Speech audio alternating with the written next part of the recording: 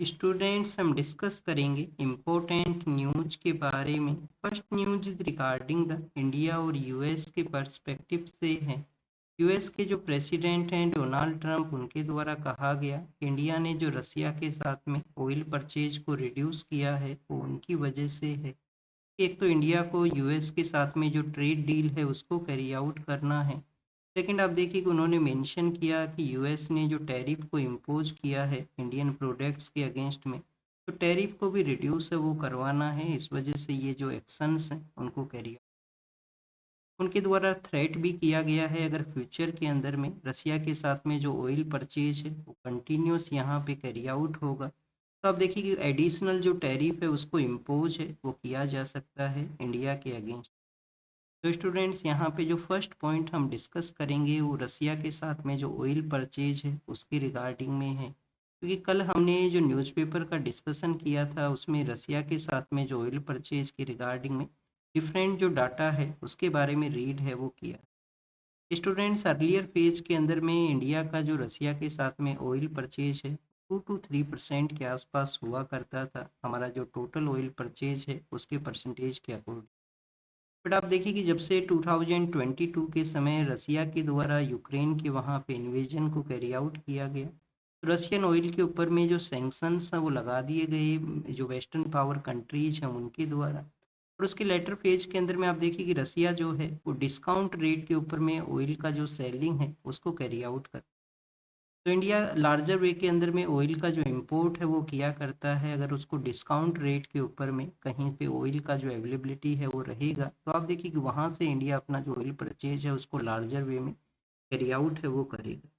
तो स्टूडेंट्स हमने अपना जो ऑयल परचेज है उसको इंक्रीज किया, जो कि 35% से लेकर 37% के आसपास जो प्रेजेंट समय में कॉन्स्टिट्यूट किया करता है रशिया के साथ में। पिछले कुछ मंथ से हमारा जो ऑयल परचेज है वो रिड्यूस हुआ था, स्पेशली अगर हम रीड करें जून का जो मंथ है, जून के मंथ से लेकर अक्टूबर के मंथ के दौरान में।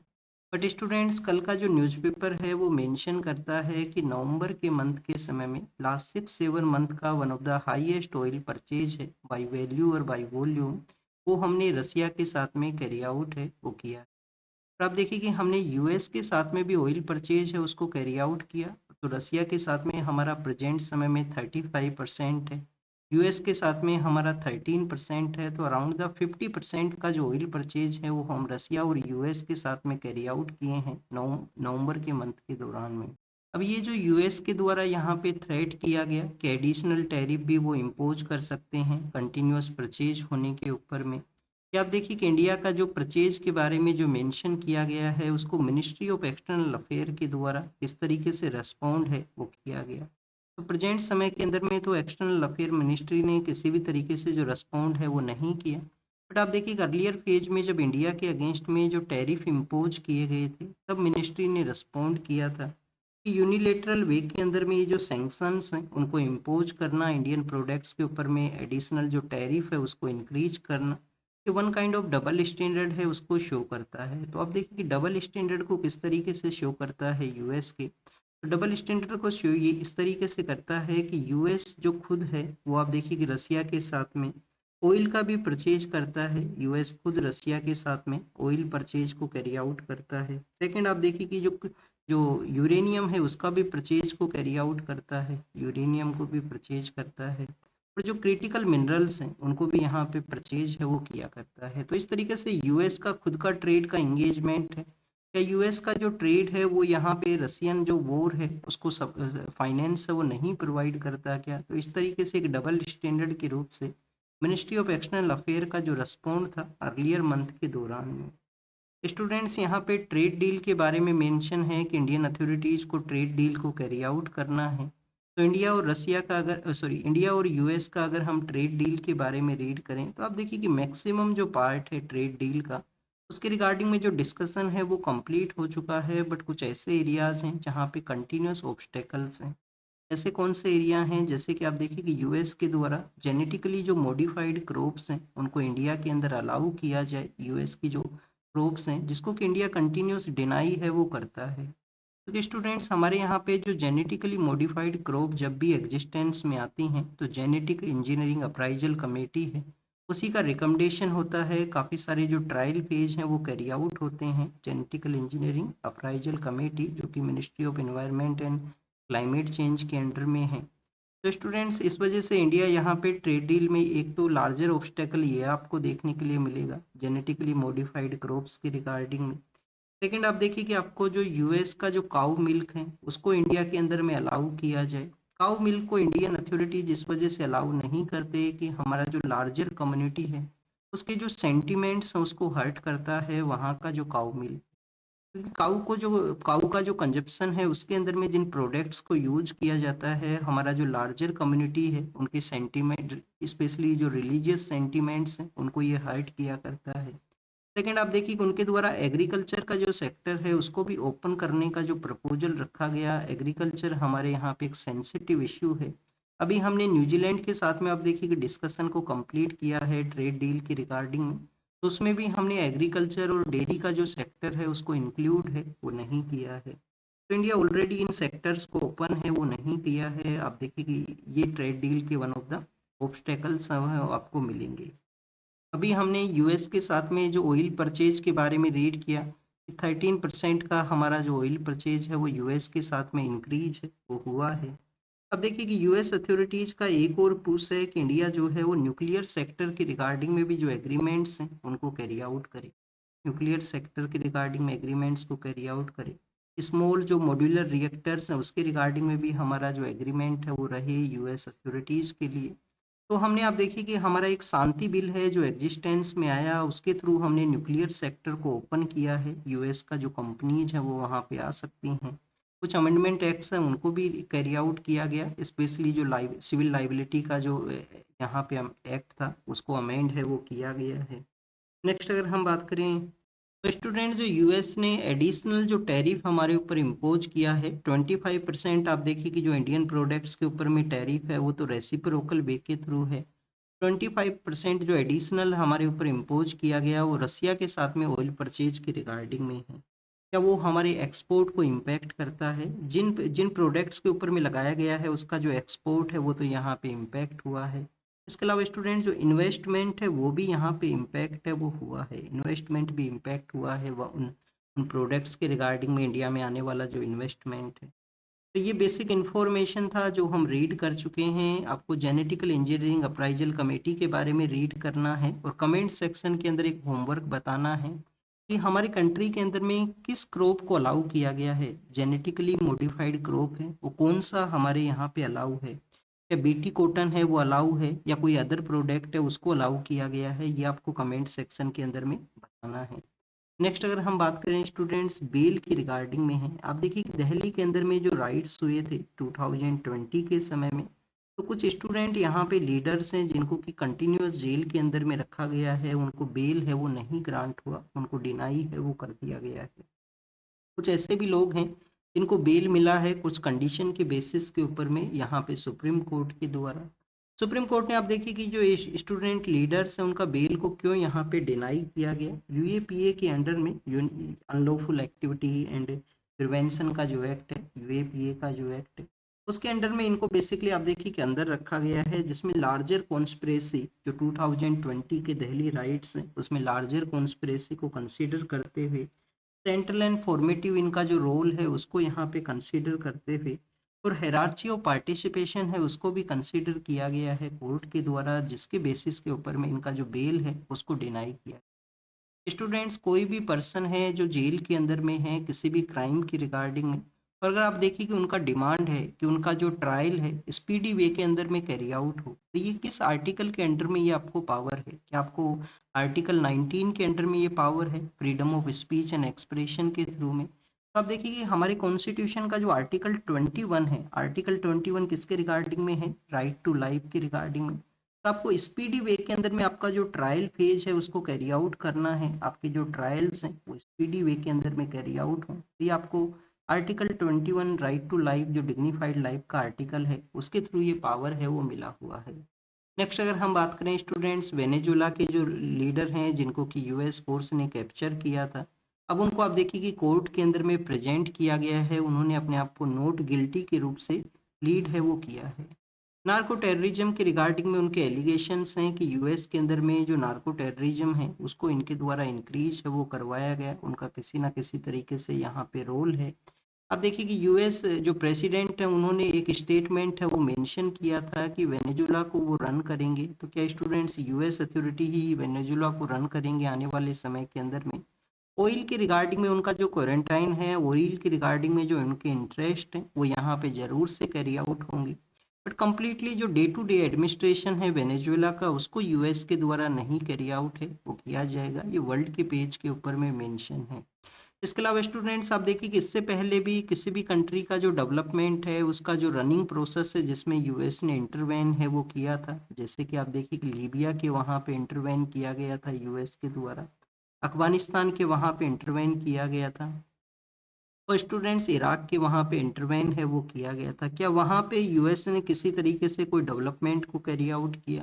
या यूएस ने वहाँ का जो जो कंट्री का बेसिक इंफ्रास्ट्रक्चर है उसको डेवलप? तो वेस्ट एशिया का या मिडिल ईस्ट का जो कंडीशन है वो कम्प्लीटली डिफरेंट है। वहाँ पे जो run day by day run का जो पॉसिबिलिटी है वो पॉसिबल नहीं है यूएस अथॉरिटीज़ के लिए वहाँ पे।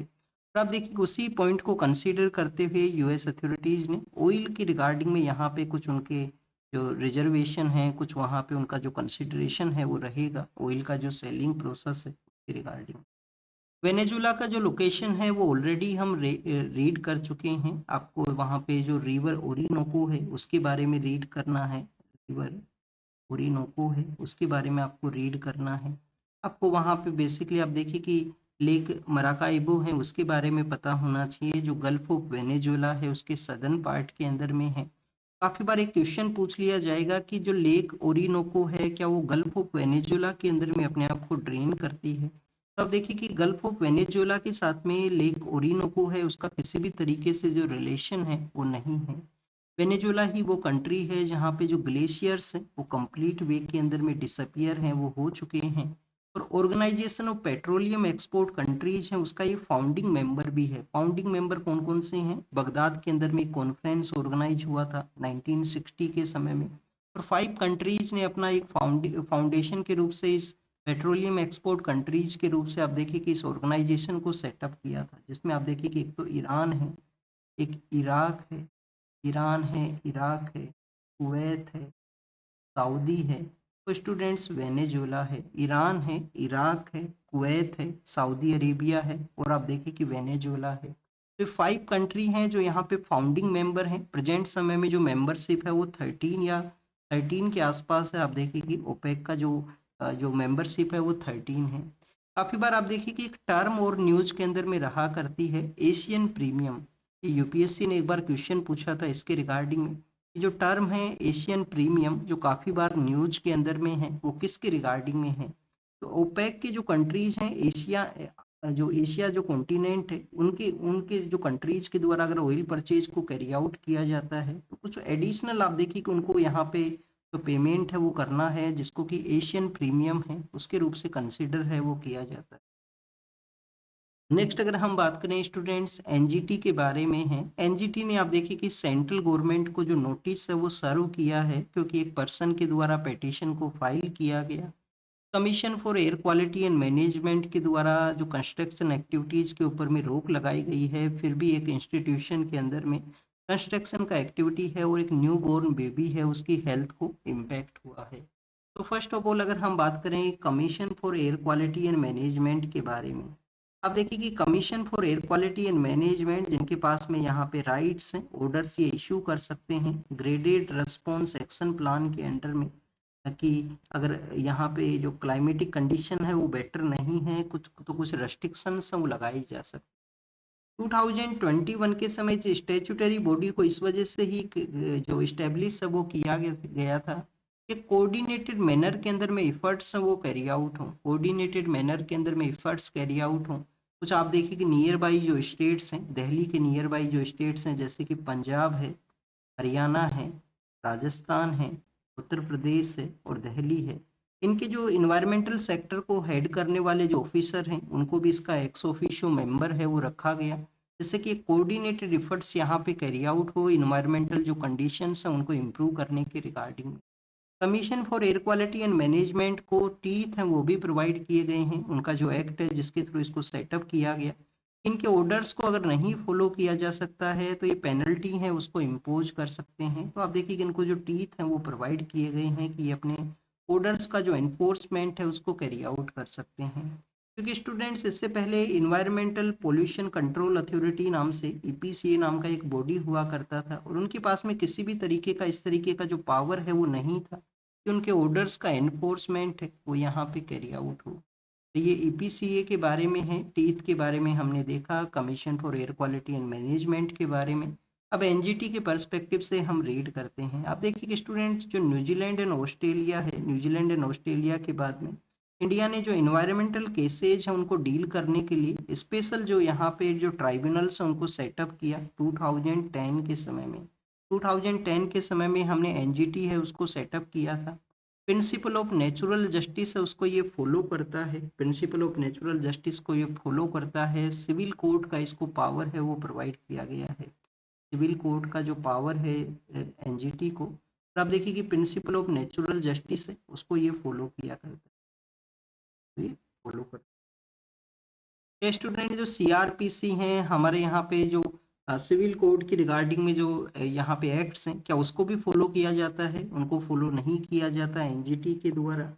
एनजीटी के अंदर में कोई भी पर्सन एज ए ऑफिसर के रूप से है तो 5 ईयर का उसका टेन्योर है वो हुआ करता है, 5 ईयर का उसका टेन्योर हुआ करता है। जो चेयरमैन से एक बार किसी ने पर्सन ने ऑफिस को यहाँ पे हेड किया है तो आप देखिए कि उनका रीअपॉइंटमेंट है वो भी नहीं हुआ करता। और एनजीटी के बारे में एक बेसिक जानकारी आपको होना चाहिए कि अगर आपको एनजीटी के जजमेंट को सुप्रीम कोर्ट के अंदर में आप देखिए कि चैलेंज करना है तो विद इन द 90 डेज आपको चैलेंज है वो करना होगा, विद इन 90 डेज के अंदर में आपको ये चैलेंज करना होगा। जो स्टेट पीसीएस के एग्जाम हुआ करते हैं उसके अंदर में ये जो फैक्चुअल डाटाबेस क्वेश्चन है वो पूछ लिया जाता है कि कितने डेज के अंदर में आप चैलेंज कर सकते हो इसको, एनजीटी का जो ऑर्डर है उसको। यहाँ पे 2021 एंड 22 के समय में मध्य प्रदेश जो पीसीएस है वहाँ पे ये क्वेश्चन है वो पूछ लिया गया था। हमारे जो इन्वायरमेंट के रिगार्डिंग में 2 इम्पोर्टेंट ऐसे लेजिस्लेशन भी हैं जिनको कि फॉलो नहीं किया जाता है एनजीटी के द्वारा, जिसमें आप देखिए कि एक तो जो लेजिस्लेचर है वो है weapon of sorry wild life protection act है, वाइल्ड लाइफ प्रोटेक्शन एक्ट है 1972 का। और आप देखिए कि एक जो यहाँ पे लेजिस्लेचर है वो है basically forest right act, forest right act 2006 का। तो ये कुछ ऐसे यहाँ पे लॉज हैं इन्वायरमेंटल जिनको नहीं फॉलो किया जाता है एनजीटी के द्वारा, उसके रिगार्डिंग में जजमेंट्स हैं वो नहीं पास होते। रिवर इंटरलिंकिंग एंड तेलुगु का जो यूनिटी है उसको आंध्र प्रदेश के जो चीफ मिनिस्टर हैं उन्होंने यहाँ पे मेंशन किया है। स्टूडेंट्स आपको आंध्र स्टेट के बारे में बेसिक जानकारी जरूर से होगा। आप देखिए कि जब हमारे यहाँ पे इंडिपेंडेंस होता है 1947 के समय में तो स्टेट्स को डिफरेंट डिफरेंट कैटेगरी के अंदर में डिवाइड है वो किया गया था। कैटेगरी ए है, कैटेगरी बी है, सी और डी के रूप से। यहाँ से भी यूपीएससी ने क्वेश्चन पूछा है कैटेगराइजेशन के रिगार्डिंग में, स्पेशली जो कैटेगरी सी है उसके पर्सपेक्टिव से क्वेश्चन पूछा था। कैटेगरी डी के अंदर में अंडमान एंड निकोबार हैं वो यहाँ पे हुआ करते थे। बाद में आप देखिए कि जो तेलुगु स्पीकिंग पर्सन है उनका एक मूवमेंट चलता है, वो आंध्रा स्टेट का डिमांड करते हैं तो एक कमेटी है वो कॉन्स्टिट्यूट किया जाता है जिसको कि हम एस के धर कमेटी के नाम से जानते हैं। एस के धर कमेटी के बाद में आप देखिए कि एस के धर कमेटी ने वन लैंग्वेज वन स्टेट का जो कंसेप्ट था कि एक लैंग्वेज के बेसिस के ऊपर में एक स्टेट का यहाँ पे क्रिएशन हो, तो उसको आप देखिए कि डिनाई है वो कर दिया गया था। बाद में जेवीपी कमेटी बनती है, ये कांग्रेस का कमेटी था, आपको याद होना चाहिए, गवर्नमेंट का कमेटी नहीं था। इंडियन नेशनल कांग्रेस उस समय डोमिनेटेड एक पार्टी हुआ करती थी। जैसे आप देखिए कि जवाहरलाल नेहरू हैं, वल्लभ भाई पटेल हैं, पट्टाभी सीतारमैया हैं। और उस समय आंध्र प्रदेश जो आंध्रा स्टेट है उसके डिमांड के रिगार्डिंग में एक पर्सन हुआ करते थे, उनका नाम है पोटी श्री मालू। पोटी श्री मालू के द्वारा हंगर स्ट्राइक को कैरी आउट किया गया। बाद में आंध्रा स्टेट है उसको क्रिएट कर दिया जाता है और एक कमेटी अलग से बनती है। आंध्रा स्टेट को काफ़ी आप देखिए कि स्पीडी वे के अंदर में क्रिएट किया गया था क्योंकि वहाँ पे जो प्रोटेस्ट है वो काफ़ी वायलेंट वे के थ्रू देखने के लिए मिला था। बाद में आप देखिए कि फजल अली कमेटी है वो कॉन्स्टिट्यूट होता है। कौन सा कमेटी कॉन्स्टिट्यूट होता है स्टूडेंट्स? फजल अली। फजल अली के द्वारा स्टेट रीऑर्गेनाइजेशन एक्ट है उसको यहाँ पे एग्जिस्टेंस में आता है। वन लैंग्वेज वन स्टेट को तो फजल अली कमेटी ने भी डिनाई कर दिया था। बट आप देखिए कि लैंग्वेज को एक क्राइटेरिया जरूर बताया था कि अगर आपको रीऑर्गेनाइजेशन करना है तो लैंग्वेज को आप एक क्राइटेरिया के रूप से कंसीडर जरूर से कीजिए। तो तेलुगु स्पीकिंग पीपल्स का जो आंध्रा स्टेट है वो इस तरीके से क्रिएट होता है। सेवंथ कॉन्स्टिट्यूशन अमेंडमेंट एक्ट आता है स्टेट रीऑर्गेनाइजेशन एक्ट के रिकमेंडेशन के बाद में। और 14 स्टेट्स और 6 यूटीज का जो इस्टेब्लिशमेंट है वो उस समय होता है। बाद में आप देखिए कि ये जो जर्नी है वो डिफरेंट है, अलग अलग स्टेट्स हैं फिर क्रिएट होते गए एडमिनिस्ट्रेटिव कन्वीनियंस के रिगार्डिंग में या किसी रीजन का जो डिमांड है उसके रिगार्डिंग में। जो लेटेस्ट स्टेट यहाँ पे जो क्रिएट हुआ था वो तेलंगाना ही है। आंध्र प्रदेश को डिवाइड करते हुए तेलंगाना है वो क्रिएट होता है। तेलुगु यूनिटी के बारे में मेंशन किया गया है। तो एक आपको बेसिक इन्फॉर्मेशन ये भी होना चाहिए तेलुगु के बारे में कि हमारा जो क्लासिकल लैंग्वेज जो हुआ करती हैं उसमें आप देखिए कि हम तेलुगु लैंग्वेज को भी कंसिडर किया करते हैं एज ए क्लासिकल लैंग्वेज के रूप। रिवर इंटरलिंकिंग के बारे में यहाँ पे मेंशन किया गया है। तो रिवर इंटरलिंकिंग के बारे में आपको जानकारी ये होना चाहिए कि हमारे यहाँ पे जो केन और बेतवा नाम का जो नदी है, केन और बेतवा का आप देखिए कि रिवर इंटरलिंकिंग है वो किया गया है। हमारे एक फॉर्मर प्राइम मिनिस्टर थे उनका तो आप देखिए कि विजन था मैक्सिमम रिवर्स को इंटरलिंक है वो किया जाए। जैसे कि जो ऐसा रिवर्स है स्पेशली सदर्न इंडिया का रिवर जो कि कुछ समय सीजनल रिवर्स हैं, कुछ समय वहाँ पे वाटर का डेफिसिट हुआ करता है। नॉर्दर्न इंडिया का जो रिवर्स हैं जो कि आप देखिए कि उनका ग्लेशियर के थ्रू ओरिजिनेशन हुआ करता है तो उनके वाटर को यहाँ पे एक बैलेंस अप्रोच को कैरी आउट किया जा सके। बट स्टूडेंट जो जोग्राफर्स है वो यहाँ पे टोपोग्राफी के रिगार्डिंग में क्वेश्चंस को रेज करते हैं कि सदर्न इंडिया के अंदर में अगर आपको रिवर को इंटरलिंकिंग करना है तो वाटर का जो लिफ्टिंग है वो कैरी आउट करना होगा, कि वाटर का लिफ्टिंग आपको कैरी आउट करना होगा। और इकोलॉजिकल पर्सपेक्टिव से भी इसके काफ़ी सारे जो कंसर्न्स हैं वो सामने आए हैं रिवर इंटरलिंकिंग के यहाँ पे। फिर आप देखिए कि एनजीटी के द्वारा कुछ कंस्ट्रक्शन एक्टिविटीज के रिगार्डिंग में नोटिस है उसको इश्यू किया गया उत्तर प्रदेश के। वहाँ पे जो ताजमहल का एरिया है उसमें जो फॉरेस्ट जो कुछ ट्रीज हैं उनके कट करने के रिगार्डिंग 1996 के समय ताजमहल का वो एरिया है जिसके रिगार्डिंग में आप देखिए कि ताज ट्रपोजियम नाम का एक जो ऑर्डर है वो भी सुप्रीम कोर्ट ने पास किया था कि ताजमहल जो हिस्टोरिकल साइट है उसको प्रोटेक्ट करने के रिगार्डिंग में हमें उस एरिया के अंदर में आप देखिए कि इन्वायरमेंटल जो जो सिचुएशन है उसको काफ़ी बेटर वे के अंदर में डील है वो करना होगा। स्टूडेंट्स फिर नासिक के बारे में मेंशन है, वहाँ पे भी स्टे लगाया गया है ट्रीज का जो कट करना उसके बारे में।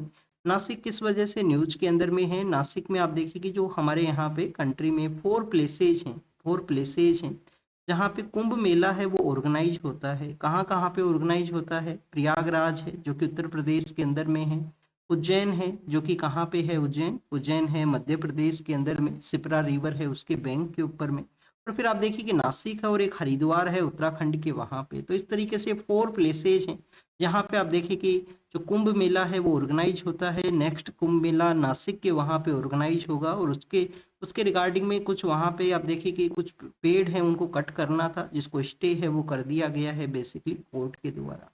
नेक्स्ट अगर हम बात करें स्टूडेंट्स आर्टिकल 21 के थ्रू एवरी पर्सन को यहाँ पे बेसिक जो थिंग्स हैं उनकी रिगार्डिंग में राइट है, जो वाटर क्लीन वाटर का यहाँ पे अवेलेबिलिटी हो, आप देखिए कि फ्रेश एयर का यहाँ पे अवेलेबिलिटी हो, और किसी भी तरीके से जो हेजार्डियस कंडीशन है अगेंस्ट द जो इन्वायरमेंटल सिचुएशन उसके अगेंस्ट में भी एवरी पर्सन को राइट है आर्टिकल 21 के थ्रू में। इंदौर जो कि स्वच्छ भारत सर्वेक्षण के अंदर में one of the cleanest city है, बट वहाँ पे वाटर का जो केस सामने आए हैं इसमें डायरिया और आप देखिए कि वाटर रिलेटेड जो जो जो डिजीज हैं उनका यहाँ पे हुआ, कुछ लोगों का डेथ है वो भी हुआ है।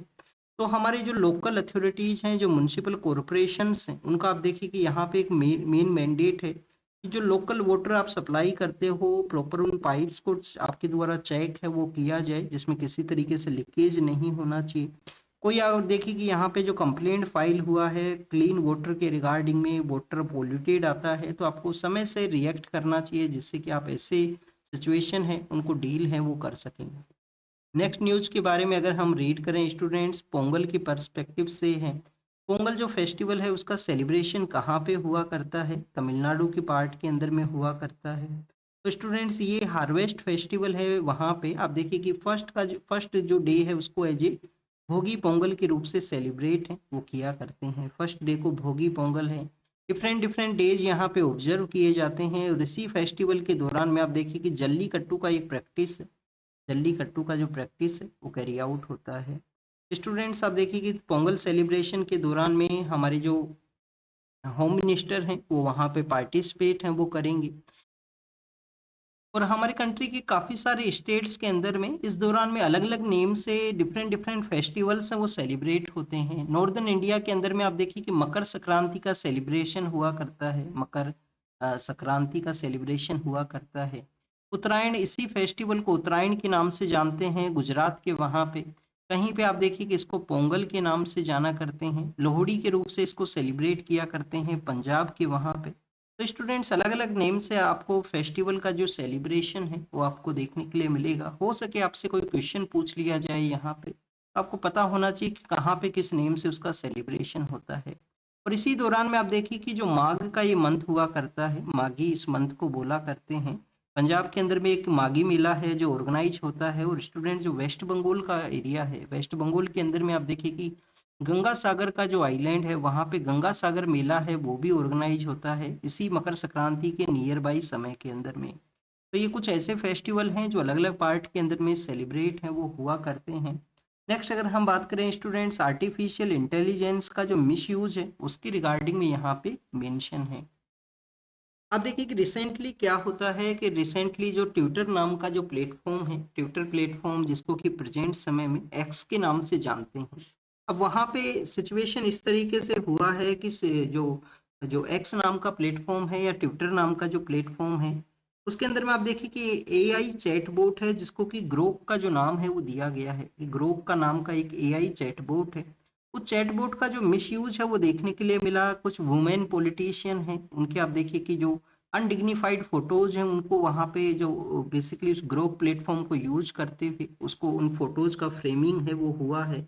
तो ये इस तरीके का जो सिचुएशन है ये शो करता है कि आपको यहाँ पे कोई भी लार्ज लैंग्वेज मॉडल के रूप से प्लेटफॉर्म को सेटअप करना है तो उसके ऊपर में जो रेस्ट्रिक्शंस है वो यहाँ पे होने चाहिए, सेफ गार्ड है वो होना चाहिए। जैसे कि आप देखिए कि ओपन एआई नाम का जो प्लेटफॉर्म है, ओपन एआई नाम का जो प्लेटफॉर्म है वो भी लार्ज लैंग्वेज मॉडल के रूप से सेटअप है। गूगल नाम का जो प्लेटफॉर्म है वहाँ पे आप देखिए कि इस तरीके से जो सेफ गार्ड्स हैं उनका अवेलेबिलिटी है, तो ग्रोक को भी जो सेफ गार्ड है उसको इंश्योर है वो करना चाहिए।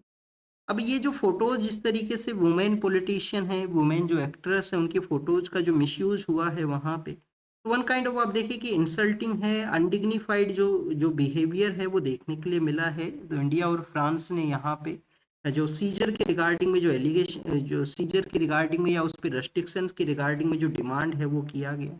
Ministry of electronic and information technology, ministry of electronic and information technology के द्वारा भी यहाँ पे अब देखिए कि बेसिकली कहा गया है कि इस तरीके से जो सेफ हार्बर का जो उनको सेफ हार्बर का जो बेसिकली आप देखिए कि जो स्टेटस मिला हुआ है उसको अगर लार्जर वे के अंदर में इम्पैक्ट किया जाएगा तो लाइबिलिटी किया जाएगा प्लेटफॉर्म को, कि प्लेटफॉर्म का लाइबिलिटी रहेगा ऐसे जो ऑफेंसिव जो वर्क का कैरी आउट होना। सेफ गार्ड है वो उसको करना चाहिए लैंग्वेज मॉडल को। नेक्स्ट अगर हम बात करें स्टूडेंट्स, एविएशन सेक्टर का जो सेफ्टी है उसके बारे में है। अब एविएशन सेक्टर का सेफ्टी के बारे में क्या मेंशन किया गया, आप देखिए कि यहाँ पे मेंशन ये किया गया है कि 2006 के समय में एविएशन सेक्टर के जो हेड्स हैं उनका एक मीटिंग होता है आईसीओ के अंडर में, इंटरनेशनल सिविल एविएशन ऑर्गेनाइजेशन के अंडर में। और वहाँ पे बेसिकली मेंशन ये किया गया था आईसीओ के जो हेड हैं उनके द्वारा कि अगर एक भी कंट्री का जो एयरलाइन का जो सेक्टर है, एविएशन का सेक्टर है, उसके अंदर में आप देखिए कि वीकनेस है, अगर एक भी कंट्री के अंदर में वीकनेस है तो weakness in one equal to the weakness in all, कि सभी को किसी ना किसी तरीके से वो एविएशन सेक्टर को इम्पैक्ट वो करेगा। स्टूडेंट्स उसी पॉइंट को कंसीडर करते हुए आप देखिए कि जून के समय में हमारे यहाँ पे एविएशन सेक्टर का एक ट्रेजेडी होता है जब एक फ्लाइट के अंदर में क्रैश का सिचुएशन हुआ। लार्जर वे के ऊपर में जो कैजुअलिटी है वो उसमें सामने आई थी। तो स्टूडेंट्स उस क्रैश के बारे में अब यहाँ पे बताया ये गया है कि उसका जो इन्वेस्टिगेशन है वो प्रॉपर वे में इस तरीके से हो, जो इन्फॉर्मेशन है उसको रिवील किया जाए, जिसकी इंफॉर्मेशन शेयरिंग भी हो, ट्रांसपेरेंसी है उसको भी यहाँ पे कैरी आउट है वो किया जा सके। तो क्रेडिबिलिटी का जो डेफिसिट है उसके बारे में मेंशन है। क्या यूपीएससी यहाँ से आपसे कोई क्वेश्चन पूछ सकता है, यूपीएससी आपसे क्वेश्चन पूछ सकता है स्टूडेंट, चांसेज हैं प्रीलिम्स के अंदर में आप देखिए कि एयरक्राफ्ट इन्वेस्टिगेशन ब्यूरो है, एविएशन जो हमारा इन्वेस्टिगेशन ब्यूरो है, जिसको कि हमने 2011 के समय सेटअप किया है, जो इन्वेस्टिगेट करता है एविएशन सेक्टर को। क्वेश्चन आपसे ये पूछा जा सकता है कि कैसे यहाँ पे सेफ्टी को इंश्योर किया जाए। तो आप बेसिकली अपने पॉइंट्स के अंदर में इंक्लूड कर सकते हो कि डीजीसीए को प्रॉपर रेगुलेशन को कैरी आउट करने का ज़रूरत है। जैसे कि आप देखिएगा अभी रिसेंटली जो डिस्टरबेंस हुआ, जिसमें भी डीजीसीए का जो पायलट्स का जो फटीग है, वीकली बेसिस के ऊपर में इतने समय का उनको आराम है वो करना है, तो पायलट फटीग को काउंटर करने के रिगार्डिंग में भी वो यहाँ पे एक डिसीजन। तो ये सभी जो डिसीजंस हैं वो इम्प्लीमेंटेशन में आएंगे, उसी के थ्रू एविएशन सेक्टर में जो सेफ्टी है उसको कैरी आउट है वो किया जाएगा। तो डायरेक्टली क्वेश्चन नहीं होगा कि कैसे आप यहाँ पे एविएशन सेक्टर के अंदर में जो जो ट्रेजेडी हुआ जून का, उसको आप कैसे इम्पैक्ट करोगे, इस तरीके से डायरेक्टली कोई क्वेश्चन है तो पूछने के जो चांसेस हैं वो काफ़ी कम हैं। नेक्स्ट अगर हम बात करें स्टूडेंट्स, इंडिया और यूएस के बारे में यहाँ पे मेंशन किया गया। अब देखिए कि इंडिया के अंदर में क्वेड का जो मीटिंग है वो ऑर्गेनाइज होने वाला था, बट क्वेड का मीटिंग है वो अभी तक नहीं ऑर्गेनाइज हुआ है। क्वेड का मीटिंग भी नहीं ऑर्गेनाइज हुआ। इंडिया के ऊपर में जो टैरिफ है उसको भी यूएस अथॉरिटीज़ ने इम्पोज है, जो टैरिफ है उसको भी आप देखिए कि यूएस अथॉरिटीज़ ने इम्पोज है वो किया है। टैरिफ के अलावा स्टूडेंट्स अगर हम बात करें, आप देखिए कि यूएस और पाकिस्तान के जो रिलेशंस हैं वो काफ़ी वार्मली वे के थ्रू आपको देखने के लिए मिलते हैं। तो इस तरीके का कंडीशन है कि रिलेशंस उनके डेवलप हुए हैं, इंडिया के अगेंस्ट में टैरिफ है, क्वेड का भी मीटिंग नहीं हुआ। ये तो क्या हमारे जो कम्प्लीटली जो रिलेशंस हैं वो एक बैक फेज के अंदर में चले गए हैं। आप देखिए कि बैक फेज के अंदर में रिलेशंस वो नहीं गए हैं। ये जो आर्टिकल है वो भी यही शो करता है कि स्टिल हमारा एक्सपोर्ट कैरी आउट हुआ है। ये जो आर्टिकल है वो भी यही शो करता है कि हमारे जो इंस्टीट्यूशनल वे के थ्रू जो एंगेजमेंट है वो कंटिन्यूस है।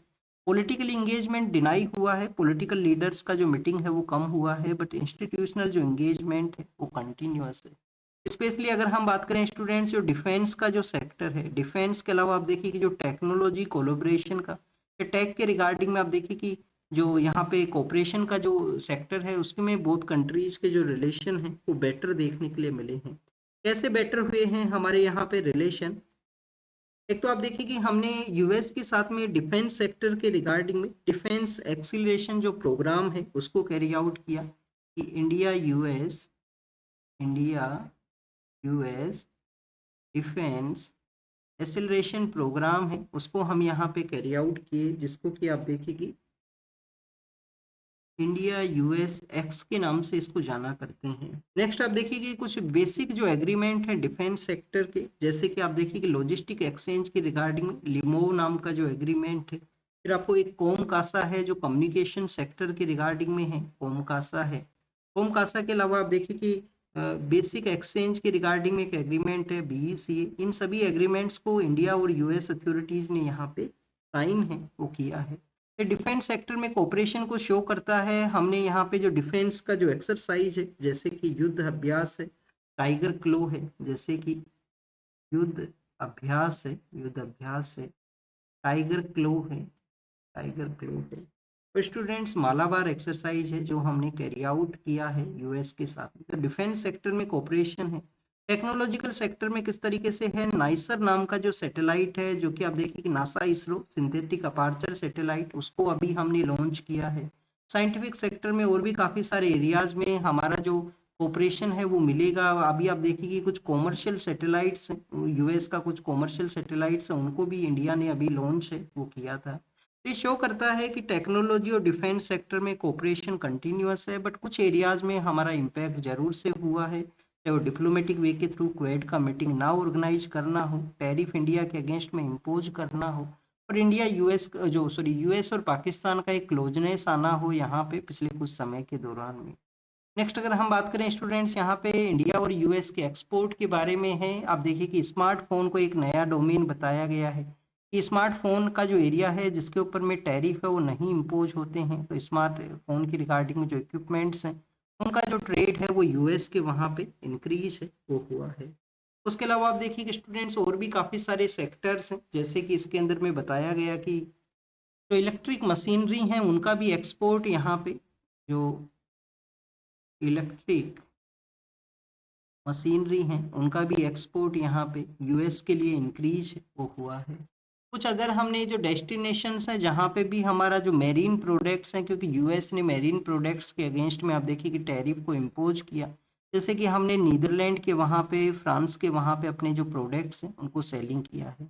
तो टू फोल्ड पाथ के रूप से इसको बताया गया है कि टू काइंड ऑफ पाथ किस तरीके से है। जिन प्रोडक्ट्स के ऊपर में टैरिफ इंडिया के अगेंस्ट में 50% है, तो वहाँ का एक्सपोर्ट तो यूएस के लिए डिक्लाइन हुआ, बट कुछ नए एरियाज हैं जिसमें हमारा एक्सपोर्ट है वो इंक्रीज है वो हुआ है। पुलिस आप देखिए कि स्टेट सब्जेक्ट है, तो नेक्स्ट न्यूज में मेंशन यही किया गया कि स्टेट का जो पुलिस है उन्होंने आप देखिए कि जो जो सोशल मीडिया प्लेटफॉर्म्स हैं जिनका मॉनिटरिंग मोस्ट इम्पोर्टेंट है, क्योंकि प्रेजेंट समय में काफ़ी सारे ऐसे जो टेरर अटैक हैं जिसमें भी सोशल मीडिया प्लेटफॉर्म्स का इम्पोर्टेंस पता लगा है कि उनको यूज किया जाता है टेररिस्ट ऑर्गेनाइजेशंस के द्वारा। स्क्रूटनी है, सर्विलेंस है, वो मोस्ट इम्पोर्टेंट है पुलिस फोर्स के लिए। अगर आपको रूल ऑफ द ऑर्डर है, रूल ऑफ द लॉ है, उसको एग्जिस्टेंस करना है। सोशल मीडिया के ऊपर में मॉनिटरिंग जो सेल्स हैं उनको सेटअप किया गया है स्टेट्स के, वहाँ पे उसी के नंबर्स को मेंशन है वो किया गया। फिर आप देखिए कि सोमनाथ टेम्पल है, उसके रिगार्डिंग में हमारे जो प्राइम मिनिस्टर हैं वो वहाँ पे विजिट करेंगे। और सोमनाथ टेम्पल के वहाँ पे आप देखिए कि इसके जो 1000 ईयर्स हैं वो हुए हैं 1026 के समय में। सोमनाथ का जो टेम्पल है जो कि गुजरात के वेस्टर्न पार्ट के वहाँ पे सिचुएटेड है, तो आप देखिए कि जो मोहम्मद गजनी है, मोहम्मद गजनी के द्वारा इसको डिस्ट्रॉय है वो कर दिया गया था। सोमनाथ को आप देखिए कि डिस्ट्रॉय कर दिया गया था उनके द्वारा 1026 के समय में। प्रेजेंट समय में जो समय है वो क्या है 2026। तो ये जो 1000 ईयर्स का जो जर्नी है उसके रिगार्डिंग में आप देखिए कि यहाँ पे हमारे जो प्राइम मिनिस्टर हैं सोमनाथ सोमनाथ के रिगार्डिंग में विजिट है उसको कैरी आउट करेंगे। और सोमनाथ टेम्पल आप देखिए कि इसका इम्पोर्टेंस है वो हमारा जो लॉर्ड शिवा है उसके भी जो भक्ति है उसके रिगार्डिंग में एक इम्पोर्टेंट है। बाद में आपको देखने के लिए मिलेगा कि एक जैनिज्म को फॉलो करने वाले जो मोंक हैं उन्होंने भी अपना जो इम्पोर्टेंट टाइम पीरियड है वो सोमनाथ के वहाँ पे बिताया था।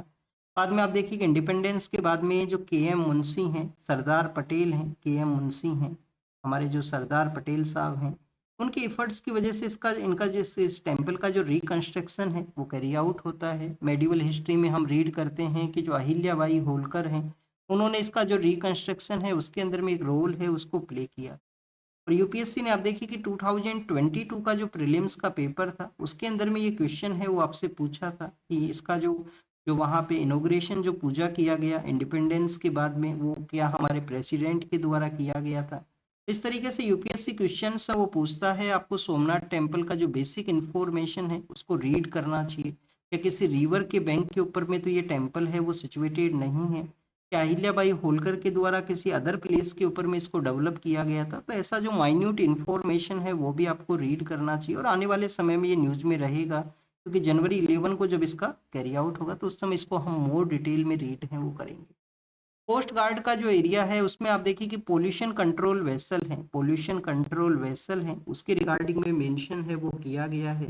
समुद्र प्रताप नाम का एक पोल्यूशन कंट्रोल वेसल है, समुद्र प्रताप पोल्यूशन कंट्रोल वेसल है, जो कि 60% जिसका मैन्युफैक्चरिंग है वो इंडिजीनियस वे के थ्रू में है।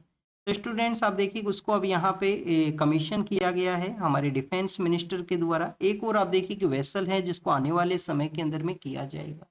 एक ग्रुप का स्टडी बताता है कि जो 100 मीटर का यहाँ पे जो डेफिनेशन है, 100 मीटर का जो डेफिनेशन है अरावली के रिगार्डिंग, इसमें आप देखिए कि 31% का जो अरावली हिल्स है वो 31% का जो अरावली हिल्स है वो यहाँ पे जो जो रिस्क के ऊपर में है। इस तरीके से अगर एक्टिविटीज होती हैं माइनिंग एक्टिविटी आने वाले समय में। फिर अगर हम बात करें स्टूडेंट्स यहाँ पे स्पेशल इकोनॉमिक जोन के बारे में है, स्पेशल इकोनॉमिक जोन के बारे में मेंशन किया गया कि स्टूडेंट्स कि स्पेशल इकोनॉमिक जोन से अगर आपको डोमेस्टिक टैरिफ एरिया के अंदर में इलेक्ट्रिसिटी का सप्लाई करना है तो आप देखिए कि वहाँ पे जो कस्टम ड्यूटी है वो इम्पोज नहीं होगा, कस्टम ड्यूटी इम्पोज नहीं होगा। अडानी ग्रुप को एक रिलैक्सेशन है वो यहाँ पे मिला है। 2010 के समय में अमेंडमेंट के थ्रू जो स्पेशल इकोनॉमिक जोन के थ्रू जो एक्सपोर्ट है उसको आप देखिए कि बेसिकली कस्टम ड्यूटी का इम्पोज है वो बता कर दिया गया था। बाद में 2019 के समय में हाई कोर्ट ने भी अपना डिसीजन है उसी के अकॉर्डिंग में यहाँ पे दिया था। और अब आप देखिए कि सुप्रीम कोर्ट ने ये मेंशन किया है कि जो डोमेस्टिक आपको सप्लाई जो करना है टैरिफ एरिया के अंदर में, तो आपको जो कस्टम ड्यूटी है उसका एप्लीकेबिलिटी है वो आपके लिए नहीं रहेगा। स्पेशल इकोनॉमिक जोन जो कि अडानी ग्रुप का, वहाँ पे इलेक्ट्रिसिटी के जनरेशन के रिगार्डिंग में थर्मल पावर प्लांट है वो सेटअप है गुजरात के कच्छ के एरिया के अंदर में। और आप देखिए कि हमारे कंट्री का जो फर्स्ट इकोनॉमिक जोन था 1964 के समय में कांडला के वहाँ पे जो सेटअप है वो हुआ था। कांडला जो कि गुजरात के वहाँ पे है। और बेसिक पर्पज क्या है? बेसिक पर्पज यही है कि स्पेशल इकोनॉमिक जोन के थ्रू हम मोर एक्सपोर्ट को कैरी आउट कर सकें, मोर हम एक्सपोर्ट को कैरी आउट कर सकें। 2005-6 के समय इसके रिगार्डिंग में जो आपको एक्ट है वो आपको देखने के लिए मिलता है कि स्पेशल इकोनॉमिक जोन्स के सेटअप को करने के रिगार्डिंग में। बट क्या कमी रहा स्पेशल इकोनॉमिक जोन का जो 2005-6 के समय एक्ट आया था? आप देखिए कि कुछ सेग्रीगेटेड एरिया के अंदर में हमारे ये इकोनॉमिक जोन्स थे, उसमें बेसिक जो कनेक्टिविटी का एक जो कंसर्न है वो रहा था कि बेसिक यहाँ पे जो कनेक्टिविटी है वो नहीं है स्पेशल इकोनॉमिक जोन्स के साथ में। इस तरीके से ये प्रपोजल है उसका बेटर बेनिफिट है वो नहीं मिल सका। स्टूडेंट जो नॉन बैंकिंग फाइनेंस कंपनीज हैं उनको डायरेक्शन इशू किया गया है रिजर्व बैंक ऑफ इंडिया के द्वारा। डायरेक्शन के अंदर में क्या मेंशन किया उन्होंने कि आपको जो असेट्स हैं उसकी क्वालिटी को कंटिन्यूस मॉनिटर करना होगा, क्लोजली वे के अंदर में मॉनिटर करना होगा। एग्जाम के लिए क्या बेसिक इन्फॉर्मेशन आपको मिलता है कि आरबीआई सिर्फ बैंक्स को ही रेगुलेट नहीं करता है, एनबीएफसी को भी रेगुलेट है वो किया करता है। एनबीएफसी के रिगार्डिंग में जो डिसीजंस हैं उनको कुछ डायरेक्शन इशू करना ये आरबीआई का यहाँ पे मैंडेट है। क्वेश्चन हो सकते हैं आपसे ऐसे कि एनबीएफसी आपको मेंशन कर दिया जाए हमारे जो कॉमर्शियल बैंक्स हैं उनके बारे में, आपको कोऑपरेटिव बैंक्स मेंशन कर दिया जाए और क्वेश्चन पूछ लिया जाए कि आरबीआई के मैंडेट के अंडर में किन किन यहाँ पे जो बैंक इन इंस्टीट्यूशंस का रेगुलेशन है। फिर स्टूडेंट्स आईटी सेक्टर का जो एरिया है तो ऐसे आपको पता होना चाहिए एनबीएफसी के अंदर में आरबीआई का रेगुलेशन है। नेक्स्ट आप देखिए आईटी सेक्टर के अंदर में जो एफडीआई है जो फॉरेन डायरेक्ट इन्वेस्टमेंट है वो इंडिया में आया है और स्पेशली जो सदर्न इंडिया के स्टेट्स हैं वहाँ पे लार्जर वे के थ्रू एफडीआई का जो राइज है वो हुआ है। तो कर्नाटका एंड तमिलनाडु वो स्टेट हैं जहाँ पे एफडीआई का जो इन्वेस्टमेंट है वो लार्जर वे के थ्रू देखने के लिए मिला आईटी का जो सेक्टर है उसके रिगार्डिंग में। नेक्स्ट अगर हम बात करें स्टूडेंट्स वर्ल्ड के पर्सपेक्टिव से मेंशन है यमन के वहाँ पे। अब देखिए कि 2014 के समय में यमन के वहाँ पे जो हुतीज रेबल ग्रुप हैं उन्होंने पावर को जो कैप्चर है वो किया था। होतीज रेबल ग्रुप के अगेंस्ट में फिर वहाँ का जो गवर्नमेंट है वो एग्जाइल के एरिया के अंदर में ऑपरेट किया करती है। प्रेजेंट समय में उसका सऊदी अरेबिया के वहाँ से ऑपरेशन है। तो स्टूडेंट्स होतीज को काउंटर करने के लिए जो फोर्स को डेवलप किया गया, काफ़ी सारे कंट्रीज ने मिलकर उस फोर्स को डेवलप किया था। जैसे कि आप देखिए कि यूनाइटेड अरब अमीरात है, सऊदी अरेबिया है। तो सऊदी अरेबिया के द्वारा जो बैक किया जाने वाला जो फोर्स है उसका जो एरिया था जिसने हाद्रामाउट नाम का एक पोर्ट है यमन के सदर्न पार्ट के अंदर में, आप देखिए कि इस पोर्ट का नाम क्या है? हाद्रामाउत इस पोर्ट का नेम है, आप इस नेम को जरूर से एक बार देखना। तो इस पोर्ट के ऊपर में जो सऊदी का जो फोर्स है उनका यहाँ पे कंट्रोल में ये हुआ करता था। बट स्टूडेंट्स वहाँ पे एक और डिफरेंट विंग है जो कि यूनाइटेड अरब अमीरात के द्वारा जिसको सपोर्ट किया जाता है southern transitional council. Southern transitional council ने आप देखिए कि इस पोर्ट एरिया को कैप्चर है वो कर लिया था। अब यहाँ पे सऊदी के द्वारा जो बैक ग्रुप है उन्होंने फिर से इसको कैप्चर किया है। डेट मीन्स कि होतीज के अगेंस्ट में जो फाइट करने वाले जो विंग हैं उनके बिटवीन में डिफरेंसेज हैं वो यहाँ पे देखने के लिए मिले हैं। होतीज को सपोर्ट कौन प्रोवाइड करता है? ईरान उसको सपोर्ट है वो किया करता है। तो ये यमन के बारे में है, यमन का बेसिक इंफॉर्मेशन हमने देखा। रेड सी के अंदर में अपना एरिया है वो शेयर करता है यमन, और आप देखिए उसी वजह से वहां से पास होने वाला जो ट्रेड है जिसके ऊपर में जो होती रेबल ग्रुप्स हैं वो एक कंसर्न्स को क्रिएट करते हैं, एक टेंशन को क्रिएट किया करते हैं। चाइना और पाकिस्तान ने अपने जो रिलेशंस हैं उनको फिर से रीअफर्म किया है। फिर से रीअफर्म क्यों किया गया? क्योंकि रिसेंटली पाकिस्तान और यूएस का जो क्लोजनेस है वो देखने के लिए मिला था। तो आप देखिए कि रीअफर्म किया गया है, उन्होंने अपने रिलेशंस के अंदर में ये भी यहाँ पे मेंशन किया गया कि आने वाले समय के अंदर में जो जो टेररिस्ट ग्रुप हैं जो अफगानिस्तान से ऑपरेट किया करते हैं तो बोथ कंट्रीज एक वेरीफिएबल एंड विजिबल वे के थ्रू ऑपरेशंस को कैरी आउट करेंगे उन टेररिस्ट ऑर्गेनाइजेशंस के अगेंस्ट में। तो क्या स्टूडेंट्स चाइना भी अफगानिस्तान से अपना एरिया शेयर करता है? यस स्टूडेंट्स, अफगानिस्तान का एक जो स्मॉलर कॉरिडोर का एरिया है जिसको कि हम वाखन कॉरिडोर के नाम से जानते हैं। किसके नाम से जाना करते हैं? वाखन कॉरिडोर। वाखन कॉरिडोर के थ्रू आप देखिए कि चाइना अपना एरिया शेयर करता है अफगानिस्तान के साथ में, और यहाँ पे बोथ कंट्री चाइना पाकिस्तान ने रेफर्म किया है कि वो जो टेररिस्ट ग्रुप ऑपरेट किया करते हैं उनको एलिमिनेट करेंगे अफगानिस्तान के वहाँ पे। फिर आप देखिए कि फिर से एक माइनॉरिटी जो हिंदू ग्रुप से बिलोंग करने वाले जो पर्सन हैं उनको उनको असेसिनेट किया गया है बांग्लादेश के वहाँ पे। तो कंटिन्यूअस माइनॉरिटी जो पर्सन्स हैं उनके अगेंस्ट में क्राइम है जो बांग्लादेश में देखने के लिए मिलता है, और रिलीजियस एंगल्स को यूज करते हुए ये जो जो क्राइम्स हैं वो अब यहाँ पे होने लगे हैं। एक और न्यूज़ था बांग्लादेश का कि हमारे यहाँ पे जो क्रिकेट का एक जो टूर्नामेंट हुआ करता है आईपीएल, उसका जो ब्रॉडकास्ट है वो नहीं किया जाएगा जब से उनके प्लेयर को जो ड्रॉप है वो किया गया है टीम से वहाँ पे। फिर आप देखिए कि स्टूडेंट्स वेनेजुएला के बारे में मेंशन है कि वेनेजुएला में जब यूएस फोर्सेज ने ऑपरेशन को कैरी आउट किया तो उस समय जो क्यूबा के कुछ पर्सन हैं, क्यूबा के कुछ ऑफिसर्स हैं, उनका भी वहाँ पे डेथ है वो हुआ है। ये क्यूबा ने यहाँ पे मेंशन है वो किया है। अब क्यूबा कहाँ पे है? कैरेबियन आइलैंड के अंदर में है। आप देखिए कि कुछ ऐसे कंट्रीज हैं जो कि स्मॉलर हैं, कुछ लार्जर हैं। कैरेबियन आइलैंड के अंदर में जो आइलैंड कंट्रीज हैं, तो जो लार्जर कंट्रीज हैं उनको किस नाम से जाना करते हैं? ग्रेटर एंटिलीज के नाम से उनको जाना करते हैं। जो लार्जर कंट्रीज हैं जिनको ग्रेटर एंटिलीज के नाम से जानते हैं। अब इसमें क्यों कौन कौन से कंट्री इसका एग्जाम्पल है? क्यूबा इसका एग्जाम्पल है। क्यूबा के अलावा आप देखिए कि जो जमैका है, जमैका के अलावा स्टूडेंट्स पेट्रो रिको नाम से भी कंट्री है, जमैका है, जमैका है। हेती है, उसको भी इसमें इंक्लूड किया करते हैं, हेती नाम का है। तो स्टूडेंट्स एक यहाँ पे आपको पेट्रो रिको नाम से कंट्री है। ऐसे 4 ऐसे जो लार्जर आइलैंड कंट्रीज हैं जिनको कि ग्रेटर एंटिलीज कंसीडर किया करते हैं कैरेबियन आइलैंड के वहाँ पे। यूएस आप देखिए कि डे टू डे बिजनेस को नहीं कैरी आउट करेगा, बट ऑयल के ऊपर में उनका जो रिजर्व है वो सिचुएशन रहेगा। रसिया यूक्रेन के बारे में मेंशन है कि जो रसिया ने जो एलिगेशंस लगाए कि रशियन प्रेसिडेंट का जो हाउस है उसको ड्रोन के थ्रू अटैक करने का कोशिश किया है यूक्रेन ने, जिसको कि यूएस अथॉरिटीज ने डिनाई किया है। ये बेसिकली जो पीस प्रोसेस है उसको अंडरमाइन करने का ये पीस प्रोसेस को अंडरमाइन करने का एक यहाँ पे इनका प्रपोजल हो सकता है।